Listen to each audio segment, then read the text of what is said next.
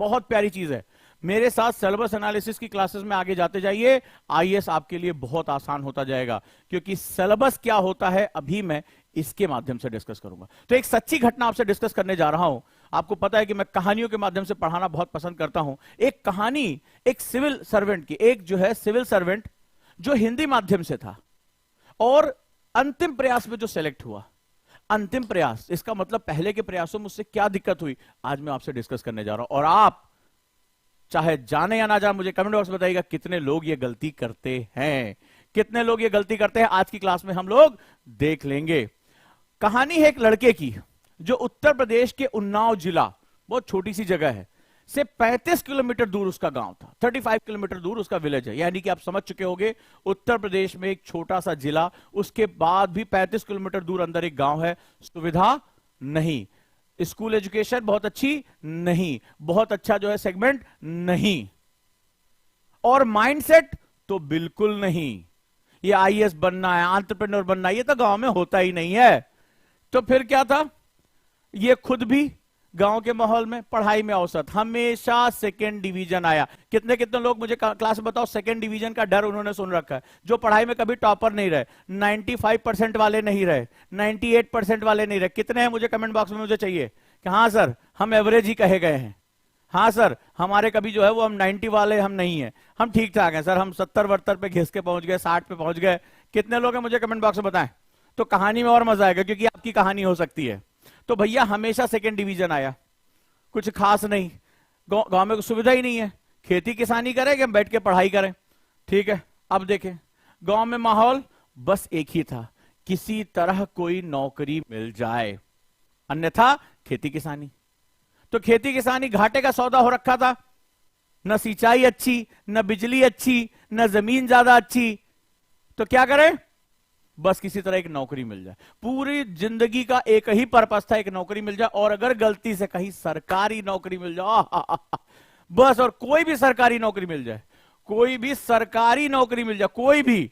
IAS YAS तो सपने में भी नहीं आ रहा भाई मेरे। आप में से कितने लोग हैं जो अपने माहौल में ऐसे ही निकले हैं कि किसी तरह कोई भी नौकरी मिल जाए और सरकारी मिल जाए तो बल्ले बल्ले शादी भी बढ़िया हो जाएगी। कितने लोग, कितने बढ़िया कमेंट आ रहे हैं, कितने बढ़िया कमेंट आ रहे हैं। कहानी आपकी है, ठीक है। दूसरा, गांव का माहौल, किसान, खेती, घर का आर्थिक हालत ठीक नहीं। आप में से कितने कितने लोग हैं जो पढ़ने में बहुत टॉपर नहीं है, घर वालों ने कहा यार पहले नौकरी कर लो, आईएएस वाईएएस बाद में सोचना। बताना किसकी कहानी है, और घर के आर्थिक हालात ठीक नहीं है। मतलब पिताजी से तुमने कहा पिताजी दिल्ली जा रहे कोचिंग करने, एक साल का 2 लाख रुपए फीस है, 1.5 लाख रुपए फीस है, और हर महीना 15,000 रुपए रहने का चाहिए। और पिताजी ने कहा मेरा जूता कहां है, बहुत दिन से मैं उसको ढंग से उसको किसी धोए नहीं है। जब उनको बताया पिताजी 5 लाख चाहिए, तो दोनों किडनी हाथ रखे होंगे, पिताजी बोलेंगे कौन सी निकलवा दे तुम्हें बेटा, दोनों की कीमत मिला के 5 लाख नहीं हो रही है।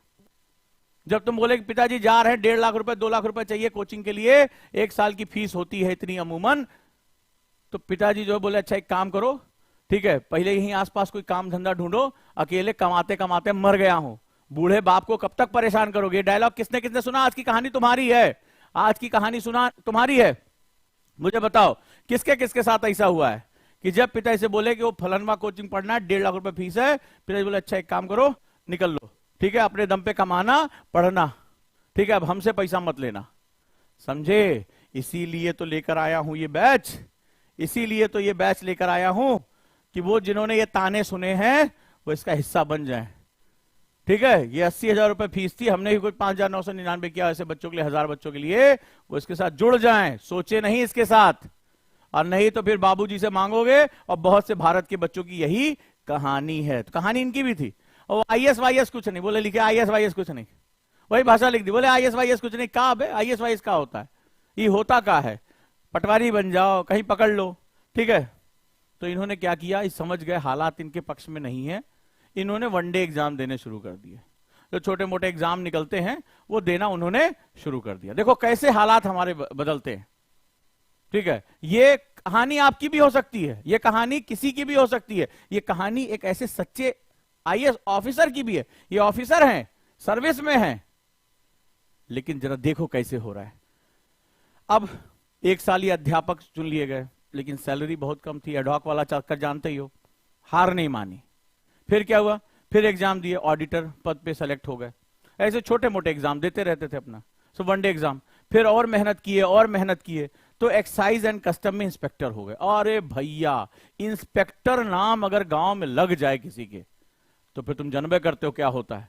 और एक्साइज और कस्टम, अब तो पूरा घर एकदम आह्लादित, बोला बस ब्रह्मांड का आखिरी कोना आ गया, इससे ऊपर तो जाने के सोचे नहीं। बोला भैया कितना एग्जाम दोगे, पहले अध्यापक बने, फिर ऑडिटर बने, फिर यहां मन नहीं लगा, अब तो एक्साइज हो गया, अब तो बस सब सेट, अब तो सब सेट मामला, इससे आगे कहां मध्य वर्ग सोचता है। लेकिन जब आपके अंदर कुछ खास होता है, आपको लगता है कि मेरा जीवन कोई डेस्टिनेशन नहीं, एक यात्रा है, तो आप अपनी सफलता को कभी भी मंजिल नहीं मानते हो, आप अपनी हर सफलता को एक यात्रा मानते हो कि मुझे अभी और आगे जाना है, मुझे अभी और करना है। कहीं ना कहीं इन्होंने अपनी पढ़ाई के दौरान एक कीड़ा पाल लिया था, और वो था कि मुझे भारतीय सिविल सेवा में जाना है, सिविल सर्विसेज में जाना है, क्योंकि उसमें मुझे अपने राष्ट्र के लोगों की सेवा करने का एक बहुत व्यापक मौका मिलता है। लेकिन ये कहें कैसे, यार दोस्तों से कहें तो कहे अब एक काम करो, तुम ये कहां सिविल उबिल सोच रहे हो, बढ़िया भी सेट हो गए हो, नौकरी पहले मिल नहीं रही थी, अब नौकरी मिल गई, सेट हो गए हो, बढ़िया सुंदर कन्या से तुम्हारा ब्याह होगा, बढ़िया दहेज मिलेगा, ठीक है, 2-4 लड़का बच्चा के साथ खुश रहो यार। कहां अब तुम पढ़े हो, बढ़ोतरी तक एग्जाम दोगे क्या? नहीं होता है सिलेक्शन गांव देहात के आदमी का। किसने किसने ये बात सुनी है, किसने किसने बात सुनी है, किसने किसने ज्ञान सुना है? सुना है तो बताओ मुझे।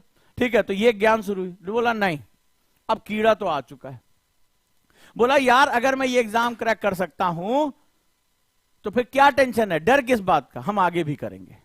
चलो, अब पढ़ाई में अच्छे थे नहीं, कोई सपोर्ट था नहीं, पूछे तो किससे पूछे। और उसमें क्या हुआ था, ये एक्साइज में जब सेलेक्ट हुए तो फिर एक ऐसे राज्य में जाकर इनकी अपॉइंटमेंट हो गई जहां हिंदी में कुछ मिलना नहीं था, और ये शुद्ध हिंदी माध्यम से पढ़ने वाले, किताब नहीं, मटेरियल नहीं, अखबार नहीं, वो किसी वो जो है हिंदी भाषा में आता ही नहीं था।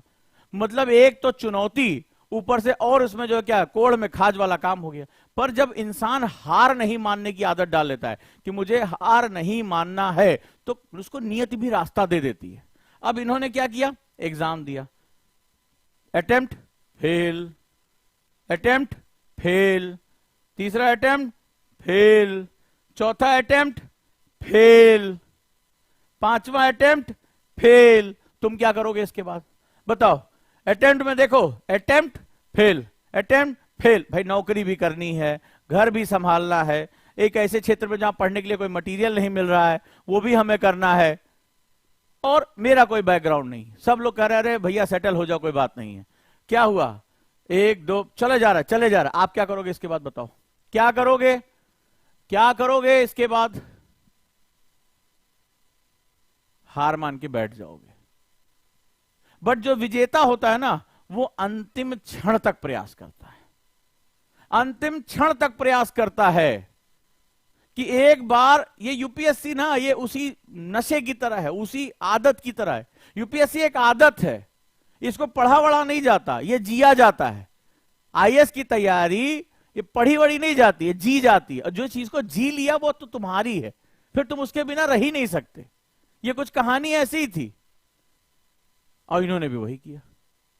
सारी चीजें इनके विपरीत थी, सभी चीजें, मतलब इनको सेलेक्ट नहीं होना चाहिए था, लेकिन हा अंतिम प्रयास मारा और सेलेक्ट, अंतिम प्रयास में सेलेक्ट हो गए। फिर कौन तुम्हारा अतीत देख रहा है भाई?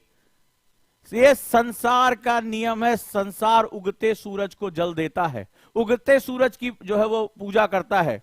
ये संसार प्रयास नहीं परिणाम देखता है, ये संसार प्रयास नहीं परिणाम देखता है। परिणाम एक बार तुम्हारे पक्ष में आ गया, तुम्हारे अतीत की सारी गलतियां गायब कर। सब कहेंगे हमें पहले पता था कि इनका तो सिलेक्शन होगा ही होगा, हमें पहले पता था कि ये तो बहुत विद्वान है। जो कल तक तुम्हारे लिए निगेटिव बोलते थे वो कहेंगे हमें तो पहले ही